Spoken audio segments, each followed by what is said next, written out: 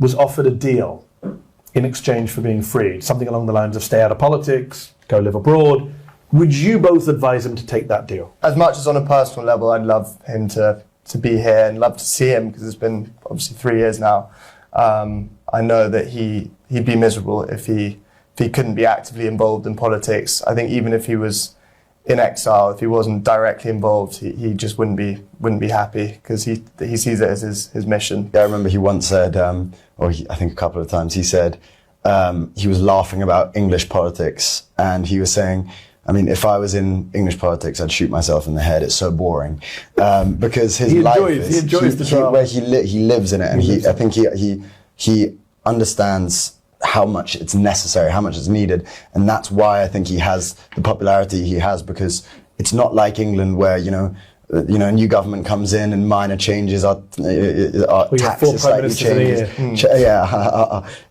Over there, a prime minister can be the difference between life and death for a lot of people. But I get that's his perspective, and you've made that clear very eloquently, that he's a man of principle, integrity. I've met the man, I know what you're talking about. He's clearly making sacrifices staying in prison. I get that. I'm asking about you guys.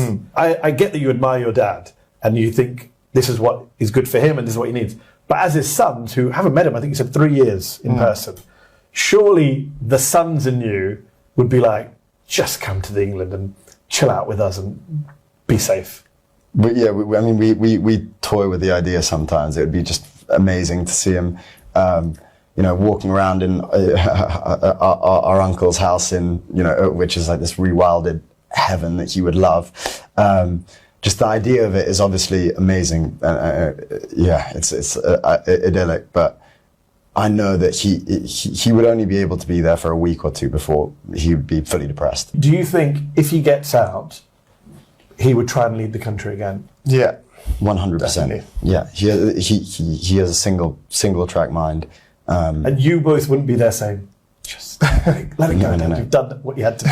Absolutely not. Absolutely not. It's what keeps him alive. I'm going to ask you, Qasim, this because I saw there's lots of deep fake videos doing around since your last interview. One of them has you claiming that you're going to go take part in Pakistani politics. Do you want to confirm or deny that deep fake? Yeah, I know. It's I don't know if they have enough footage of my voice, because I come out with some kind of Australian like Cockney twang, but people believe it. But I met someone today who said, "Oh, he's going to run for." His son said he'll run for office if he doesn't get released. I said that's a deep fake. Yeah, I know. Except I guess that's the world we live in now, so you just have to put up with it. Where do you both find hope that your father may be freed one day? Is there a scenario you think about where it could happen? What keeps you going, that you're going to keep speaking out, keep campaigning?